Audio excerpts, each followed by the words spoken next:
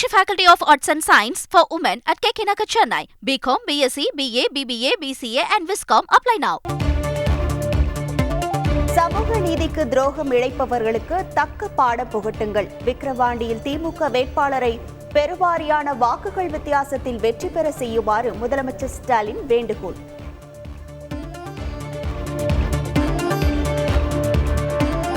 அதிமுகவை குறை சொல்ல வேண்டும் என்று திட்டமிட்டே அண்ணாமலை பேசி வருவதாக இபிஎஸ் குற்றச்சாட்டு. தமிழகத்தில் பாஜக வளர்ந்தது போல் மாய தோற்றத்தை உருவாக்க முயற்சிப்பதாகவும் விமர்சனம்.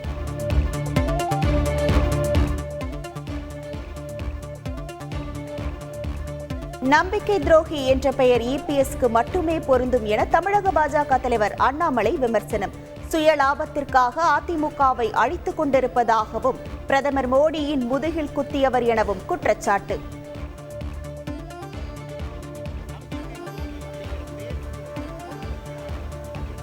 ஈரோடு இடைத்தேர்தலில் ஓபிஎஸ் தரப்பு வேட்பாளரை நிறுத்த வேண்டாம் என கேட்டுக்கொண்டார் இபிஎஸ். எடப்பாடி பழனிசாமி சொன்னது இதுதான் என ரகசியத்தை உடைத்தார் அண்ணாமலை.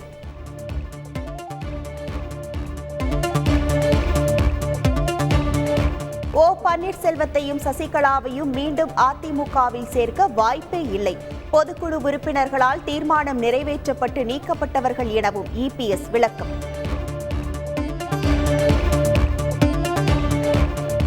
ஜானகி அம்மையார் போல் சசிகலாவும் அதிமுக தலைமையை ஏற்று அறிக்கை விட வேண்டும். அதிமுக பொதுச் செயலாளர் எடப்பாடி பழனிசாமி அறிவுரை.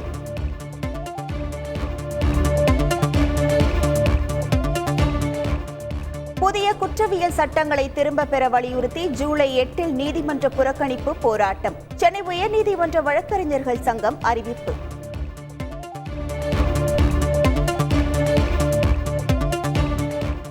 மத்திய அரசு கொண்டு வந்துள்ள புதிய குற்றவியல் சட்டங்களுக்கு எதிர்ப்பு. சென்னையில் திமுக சட்டத்துறை சார்பில் கண்டன ஆர்ப்பாட்டம்.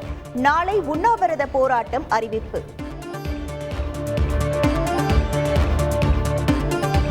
உயர்நீதிமன்ற மதுரை கிளை முன்பாக வழக்கறிஞர்கள் சாலை மறியல். புதிய குற்றவியல் சட்டங்களை மத்திய அரசு திரும்ப பெற வலியுறுத்தல்.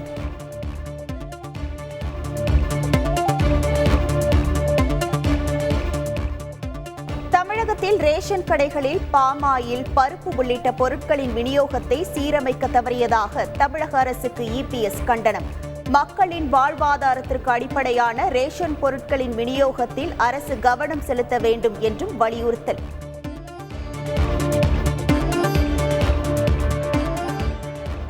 தமிழகத்தில் உற்பத்தியாகும் மொத்த பாலையும் ஆவினே கொள்முதல் செய்யும் வகையில் வியூகம். ஆவினுக்கு பால் வழங்குவதே உகந்தது என்ற நிலையை உருவாக்க நடவடிக்கை எடுக்கப்படுவதாக அமைச்சர் மனோ தங்கராஜ் பேட்டி.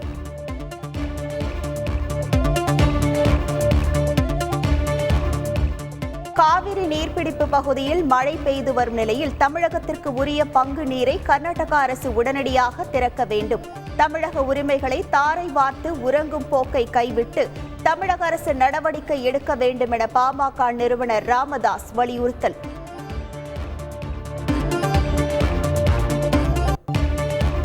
ரத்து செய்யப்பட்ட முதுகலை நீட் தேர்வு ஆகஸ்ட் 11 நடைபெறும் என தேசிய தேர்வர்கள் வாரியம் அறிவிப்பு.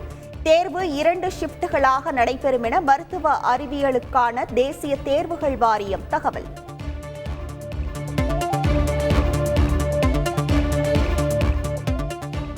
சிறப்பு திருமண சட்டத்தின் கீழ் தன் பாலின திருமணத்திற்கு அங்கீகாரம் அளிக்க மறுத்த உச்சநீதிமன்ற தீர்ப்பை மறு ஆய்வு செய்ய கோரி மனு. வரும் 10 விசாரிக்கிறது உச்சநீதிமன்ற தலைமை நீதிபதி தலைமையிலான அரசியல் சாசன அமர்வு.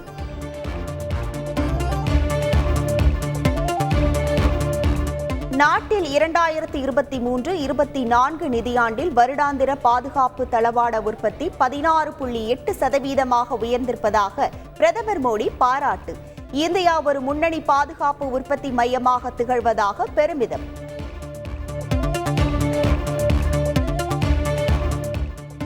கரூரில் முன்னாள் அமைச்சர் எம்.ஆர். விஜயபாஸ்கரின் ஆதரவாளர் வீடுகளில் சிபிசிஐடி போலீசார் சோதனை. நில மோசடி வழக்கு சம்பந்தமாக விசாரணை நடத்தி வருவதாகவும் தகவல்.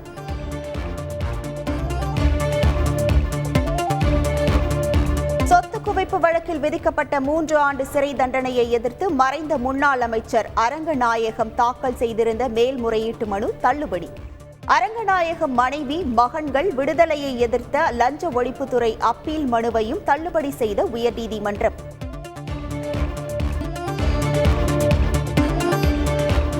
படத்தின் பணிகளை முடித்துக் கொடுக்காமல் தன்னை ஏமாற்றிவிட்டதாக கிராபிக்ஸ் மேற்பார்வையாளர் மீது நடிகர் பார்த்திபன் புகார். 2 பிரிவுகளின் கீழ் வழக்கு பதிவு செய்து கோவை பந்தய சாலை போலீசார் விசாரணை. உத்தரப்பிரதேச மாநிலம் ஹத்ராஸ் சென்றார் காங்கிரஸ் எம்பி ராகுல் காந்தி. கூட்ட நெரிசலில் சிக்கி உயிரிழந்தவர்களின் குடும்பத்தினரை சந்தித்து நேரில் ஆறுதல். ஹத்ராஸ் கூட்ட நெரிசலில் உயிரிழந்த ஒரு குடும்பத்திற்கு அதிகபட்ச இழப்பீடு வழங்க வேண்டும். உத்தரப்பிரதேச முதல்வர் யோகி ஆதித்யநாத்துக்கு எதிர்க்கட்சித் தலைவர் ராகுல் காந்தி வலியுறுத்தல்.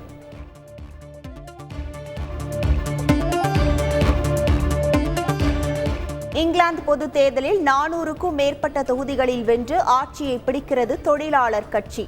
நாடு 14 ஆண்டுகளுக்கு பிறகு அதன் எதிர்காலத்தை பெற்றிருப்பதாக கெய்ர் ஸ்டார்மர் ஆதரவாளர்கள் முன்னிலையில் உரை.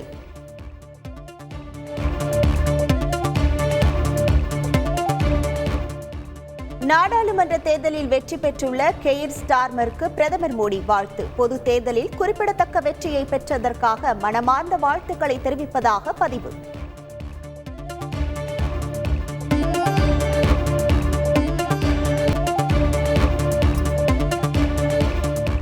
கோப்பா அமெரிக்க கால்பந்து தொடரில் அரையிறுதிக்குள் நுழைந்தது அர்ஜென்டினா. பரபரப்பான காலிறுதியில் பெனால்டி ஷூட் அவுட் முறையில் ஈக்வடாரை வீழ்த்தியது.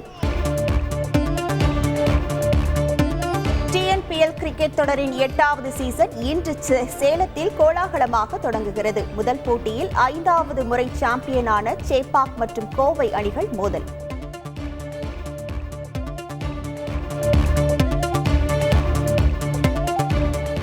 இந்தியா தென்னாப்பிரிக்கா மகளிர் அணிகள் மோதும் முதல் T20 கிரிக்கெட் போட்டி சென்னையில் இன்று இரவு 7 மணிக்கு தொடக்கம். Meenakshi Faculty of Arts and Science for Women at KK Nagar, Chennai. BCom, BSc, BA, BBA, BCA and Viscom apply now.